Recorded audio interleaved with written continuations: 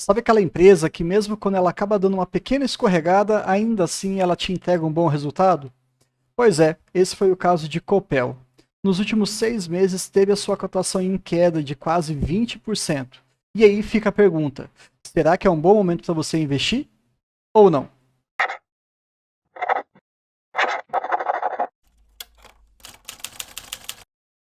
Logo de cara, a gente já precisa deixar bem claro o seguinte: a Copel atua em todos os seus segmentos do setor de energia. Então, geração, comercialização, distribuição e transmissão. É claro que geração interessa muito a gente, porque é um setor altamente resiliente. Transmissão nem se fale, e distribuição tem ali seus altos e baixos. Mas a gente vai discutir isso aí um pouco mais para frente. Já tem os seus 30 anos listados na bolsa, já tem então um certo histórico que a gente consiga ali ter acesso e observar se ela realmente está crescendo bem ou não, e não atua apenas no estado do Paraná. Ela atua em vários outros estados, Rio Grande do Sul, São Paulo, Minas e por aí vai. Então entendam que ela é uma empresa nacional. Se a gente quiser entender um pouquinho mais em relação aos seus segmentos de atuação, geração e transmissão e a distribuição, são realmente os pilares dessa empresa. Embora ela atue também na comercialização, tem aí uma participação bem menor. O EBITDA ajustado nesse segundo trimestre de 22 teve um crescimento muito importante na parte de geração e transmissão e na distribuição uma queda aí de 10%, mas isso foi algo pontual. Com calma, a gente vai entender o que aconteceu. Destrinchando um pouquinho a questão da geração, ela tem ali boa parte do seu portfólio relacionado à energia renovável.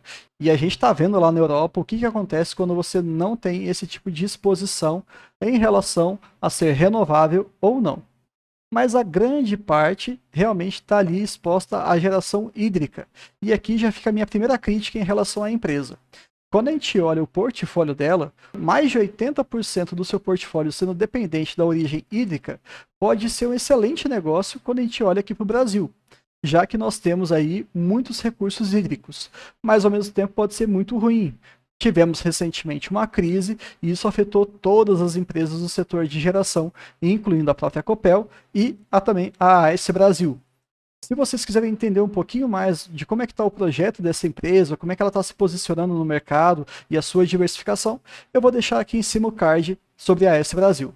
Mas já que a gente está fazendo uma pequena comparação entre essas duas empresas, percebam que a Copel hoje ela gera já 6,6 gigawatts de energia. Isso é muita coisa e é basicamente o que a AS Brasil quer se tornar nos próximos anos.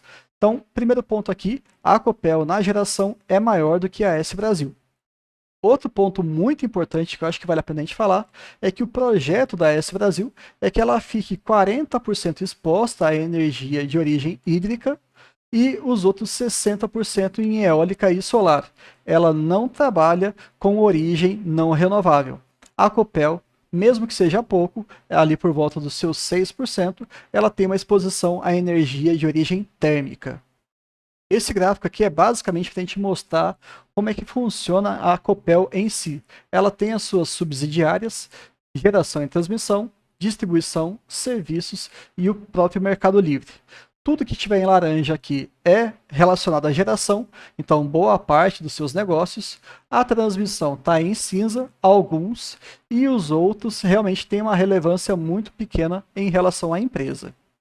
E algo que é fundamental a gente entender em toda empresa que a gente pensa em dividendo é como é que ela trabalha em relação à remuneração ao seu acionista. De acordo com o estatuto da empresa, ela trabalha com o lucro líquido nos dois cenários possíveis, o positivo e o negativo. Claro, se não tiver lucro, não vai ter a distribuição obrigatória de dividendos, então a gente não espera que isso aconteça, mas quando ela tem um resultado positivo, ela segmenta em 3 cenários. A alavancagem, como é que está? Está acima de 2,7? Então eles vão ter um payout de 25%. Está entre 1,5 e 2,7? Então é 50% do lucro líquido. Já fica mais interessante. Está abaixo de 1,5 vezes a alavancagem, a gente vai distribuir 65%. É claro que esses dois cenários aqui, eles estão limitados pelo fluxo de caixa descontado, que é basicamente tudo que a empresa vai gerar, excetuando, retirando seus investimentos. E por que isso? Por que é importante a gente entender? Ela quer remunerar o seu acionista com mais de 50% do payout, mas sem comprometer o crescimento da empresa, sem comprometer os seus investimentos. E isso eu acho de uma grande maturidade e de transparência assim ímpar na bolsa. A Copel está de parabéns em relação a isso. Porém, cabe aqui uma crítica. Quando você lê mais um pouquinho sobre o estatuto, você percebe que ela está programada para fazer uma distribuição de dividendos, de proventos, melhor dizendo, 2 vezes ao ano. Geralmente o anúncio gira em torno de abril e de dezembro, de acordo com o histórico que a própria plataforma do AGF faz para a gente. Então, nesse segundo semestre, a gente está esperando uma divulgação robusta da empresa. Mas 2 vezes não é algo que me agrada tanto. É claro que quando você pensa num portfólio, você vai ter empresas trimestrais, outras semestrais, outras até anuais. Então não tem tanto problema. Mas pensando em fluxo de caixa, quanto mais frequente, melhor. Esse é um ponto que eu fico um pouco em cima do muro. Não me agrada tanto, mas também eu não vou deixar de investir numa empresa só porque os seus proventos eles são semestrais. Entrando diretamente no segundo trimestre de 2022, lembrando, é claro, a questão de calendário. No dia 22 nós teremos o Copel Day e para quem não conhece a empresa, esse é o tipo de oportunidade muito boa para que você consiga entender da onde ela veio, como é que ela está, para onde ela quer ir, como que ela atua em cada um dos seus segmentos, os pontos fortes e inclusive ela também abre espaço para que você no final faça uma pergunta. Acho muito bacana, é um evento muito mais denso, bem mais complicado, mas fundamental na nossa trajetória enquanto investidor. Se você tem Copel e ainda não assistiu, por favor assista. Se você quer investir em Copel, assista também. Além disso, no dia 10 de novembro, um pouquinho antes do Copel Day, eles irão anunciar o balanço do terceiro trimestre. E é claro que a gente vai fazer aqui um vídeo para vocês. Mas vamos voltar aqui no segundo trimestre, que é o que a gente mais tem de informação recente. Tivemos um EBITDA ajustado de 1,5 bilhão no segundo trimestre, um crescimento de quase 10%, então ela vai muito bem, obrigado. Porém, nós tivemos um impacto muito negativo na parte de provisões, uma porrada de quase 1 bilhão de reais. É um prejuízo aí que pesou muito no balanço da empresa, mas não comprometeu de uma maneira estrutural. É muito mais conjuntural, momentânea. E isso a gente tem que ficar bem claro, porque quando a gente percebe resultados ruins subsequentes, isso acende um alerta. Quando nós temos um pequeno momento de queda nos seus resultados, a gente tem que entender o que está acontecendo. Se isso for efetivamente pontual, segue o jogo, a vida não anda em linha reta. Mas acende aí um alerta amarelo, pelo menos. Um outro ponto muito bacana aqui é, mesmo com esse impacto muito forte, temos uma alavancagem de 1,3 no seu EBITDA. Então, o que significa? Muito provavelmente, se isso continuar nesse patamar, nós teremos aí 65% de payout em relação aos proventos nessa segunda metade de 22. E esse ponto eu acho fenomenal, acho muito legal mesmo, que é a questão da redução com o custo de pessoal. Eu falo isso em praticamente todos os vídeos. A gente sempre precisa olhar a despesa da empresa, como é que ela está gerenciando os seus custos. Porque não adianta nada você crescer se você não tiver qualidade. E ela já tem uma política de longa data de redução aí dos seus custos e continua fazendo isso. Teve aí um resultado de 13% aproximadamente de economia em relação ao ano passado.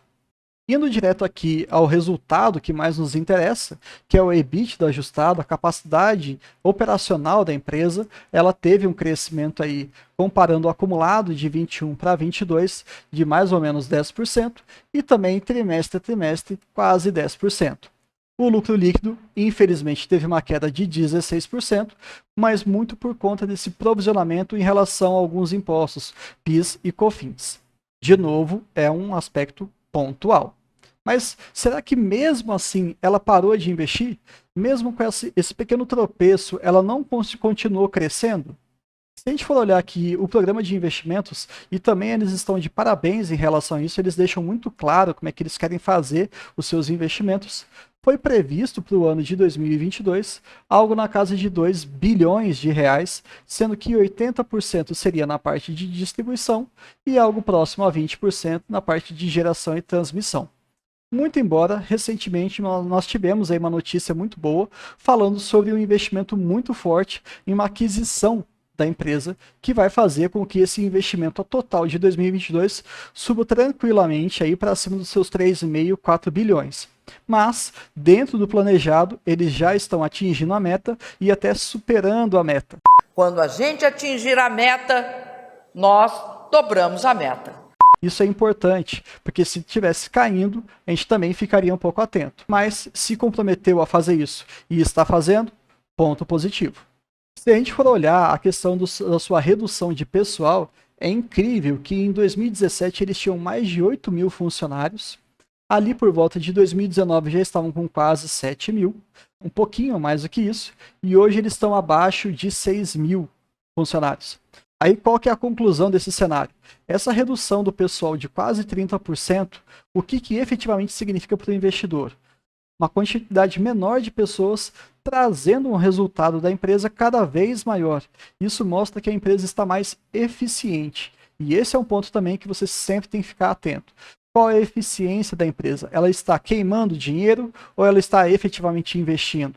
Ela está ainda com muito mato alto na sua parte de despesas ou ela realmente está conseguindo fazer o dever de casa? E Copel segue aí uma linha muito importante, você percebe que é gradativa, né, com alguns programas de demissão voluntária e por aí vai, ela está conseguindo manter cada vez mais um plantel menor de funcionários. Uma pequena pausa aqui para a gente conversar rapidamente. O canal está crescendo bastante e numa velocidade muito impressionante. Eu estou muito satisfeito e o Mike também. Só que eu preciso da sua ajuda. Se inscreve no canal se você está percebendo que realmente tem valor o tipo de informação que a gente está trazendo para vocês. E também comenta e compartilha com seus amigos. E é claro, por favor, não esquece do seu like. E diante de tudo isso que a gente está falando, com esses investimentos, reduções de custo e um pequeno solavanco na questão do seu lucro líquido, a gente precisa entender um pouquinho sobre a alavancagem e também da sua dívida. Já esteve em patamares muito complicados, na casa ali de 3 vezes, mas hoje está girando em torno de 1,3. Então, tá ótimo, né? A gente espera que isso dê uma pequena subida nos próximos trimestres, diante de tudo que ela tem feito, mas desde que fique bem controlado. Não tem problema nenhum a alavancagem aumentar, desde que ela seja bem gerida.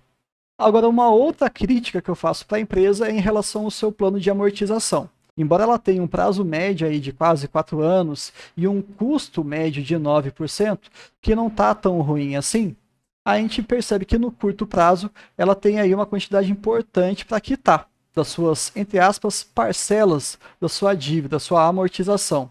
O que é interessante num gráfico de amortização de maneira geral? No curto prazo, pequenos valores, no médio prazo, valores maiores e no longo prazo, valores bem maiores. No entanto, não é isso que acontece. A gente percebe aqui que tem uma quantidade significativa, somando até 2024 quase 2 bilhões, e depois a grande parte está realmente no longo prazo.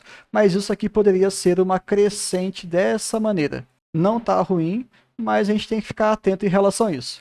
Caixa ela tem. E aí cabe aí entender um pouquinho do custo da dívida.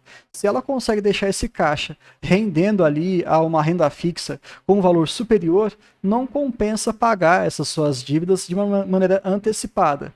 Então tire da sua cabeça de uma vez por todas que ter dívida é necessariamente algo ruim. Nem sempre isso é verdade, tá bom? Destrinchando um pouquinho aqui nos seus grandes braços, na sua subsidiária, eu vou passar só alguns pontos em relação à Copel. Não vou ler tudo, não. Mas vamos lá. O programa de investimentos na parte de geração e transmissão cresceu 80%. Então foi um aumento bem importante. A margem também chegou ali aos seus 80%. Me agrada muito isso. Uma margem líquida de 40%. E muito embora o lucro líquido tenha caído dos seus 670, nós tivemos aí algo próximo a R$500 bilhão. Tá tudo bem, tranquilo, vida que segue. Vamos ver qual que vai ser o reflexo desse investimento volumoso nos próximos anos. Quando a gente pega a parte de distribuição, a gente também percebe que teve ali um incremento importante na parte de investimentos, de mais de 20%. O lucro líquido, infelizmente, teve um impacto muito forte, saindo do ano passado de um lucro de 230 milhões para um prejuízo de 1 bilhão de reais. Mas, de novo, como não é algo recorrente, a gente entende, absorve a porrada e vida que segue. Lembrando, é claro, que quase 80% desse resultado, desse prejuízo, foi por conta de provisão para destinação de crédito de PIS e de COFINS. Mas mesmo não tendo aquele resultado tão agradável, a eficiência do EBITDA na parte de distribuição vai muito bem, obrigado. Se você for comparar ali o EBITDA regulatório que está no papel e quanto efetivamente eles estão entregando na prática, é realmente uma eficiência ali de mais 12%. Divide um valor pelo outro, você percebe que a Copel está conseguindo ter um resultado maior do que aquilo que estava previsto. Então, estão conseguindo manter essa margem, né? Ela já chegou a ser 15%, deu uma pequena diminuída, então não tem problema realmente. Se isso tivesse comprometido também, seria um outro sinal de alerta, mas não estamos enxergando isso aí não. Que continue assim ou que cada vez mais aumente. E para fechar aqui um outro braço da empresa, que é a parte de Mercado Livre, ela já é bem menor, né? O lucro líquido dela gira em torno de 20 milhões, bem inferior do que os outros dois que a gente acabou de conversar. Então, mesmo tendo essa queda de quase 17% de um ano para o outro, ainda assim estamos falando de 5 milhões a menos. No contexto geral, não impacta muito a empresa. Então, tá tudo bem, não tem problema. É uma outra vertente de crescimento, mas ainda tem uma representatividade muito pequena no contexto geral. Vamos então para a parte que interessa para a maioria dos investidores. Tá bom ou não para comprar? Atualmente ela está fechada ali em 6,21. Eu estou gravando esse vídeo no meio de outubro de 2022. Pensando no seu preço médio e também no seu preço projetivo, está agradável, o sinal está verde. A luz está acesa porque nós temos aí provavelmente algum anúncio de dividendos chegando. Quando você coloca essa cotação com o dividendo por ação projetivo de 52 centavos, eu particularmente acho que isso pode chegar até uns 60 tranquilamente. Mas enfim, pela plataforma do AGF, a gente já enxerga ali 8,4%, 8,5% de yield. Isso é maravilhoso. Boa parte desse resultado que a gente está prevendo, né, que a gente está projetando para esse ano total, é por conta dessa queda que nós tivemos nos últimos 6 meses de quase 20%. Saiu ali dos seus 7,70, 7,60 e hoje está 6,21. Então realmente está bem barato e é uma das ações que você pode comprar abaixo de R$10. Você consegue talvez fechar um lote completo de 100 ações, que a gente está falando aí algo em torno de R$620 no total. Só que mesmo assim ainda fica aquela pergunta, será que o investimento de Copel nos últimos 20 anos ou nos últimos anos tem dado resultado? E aqui, usando também a plataforma do AGF, o simulador histórico, colocando investimento de R$1.000 inicialmente e depois R$100 todos os meses, um valor bem mais tranquilo de ser executado, nós temos um resultado aqui de R$170 mil, sendo que você tirou do seu bolso 28 mil. Então, para quem acredita que empresa de dividendo não multiplica o seu patrimônio, bom, nesse exemplo são 6 vezes. É algo que chama atenção. Mas não é o ponto principal. Por quê? Você vai acumular 25 mil ações, o que daria aproximadamente esse ano uma renda passiva de R$1.177. Praticamente aí um salário mínimo, apenas desembolsando R$100. Não tenho dinheiro, Bruno, como é que eu faço? Invista, não tem problema, estude e invista. Isso vai te trazer bons resultados. Quem é que vai negar aproximadamente R$14 mil por ano, pelo menos para 2022, apenas fazendo investimentos? É difícil negar, né? Então, para resumir minha opinião sobre a Copel, não é uma empresa que me agrada muito, porque ela está exposta a outros segmentos do setor de energia que não me agrada, como a parte de distribuição e comercialização. Eu acho que isso é um pouquinho mais complicado. E se você vai se expor ao setor elétrico, eu prefiro ficar com o filé mignon, a parte de transmissão, que ela participa, sem dúvida nenhuma, mas eu gosto muito mais de uma Taesa e de uma TRPL. Outro ponto importante que a gente tem que ficar atento aqui em relação à Copel é o seguinte: quando a gente tenta dar um olhar apenas para a parte de geração de energia, hoje ainda a Copel é muito exposta ao setor hídrico. Ela está fazendo alguns movimentos para diminuir essa dependência, mas 80% realmente me incomoda e tiraria o meu sono se eu fosse colocar algum dinheiro nessa empresa. mas não é de todo mal, porque ela consegue mostrar bons resultados. Ela tem perenidade e previsibilidade. Mas se você quiser realmente entender qual que é o impacto disso no seu investimento de longo prazo e também pegando uma empresa mais focada nesses dois pilares fundamentais, eu vou deixar um vídeo aqui para que você possa assistir e entender isso com calma.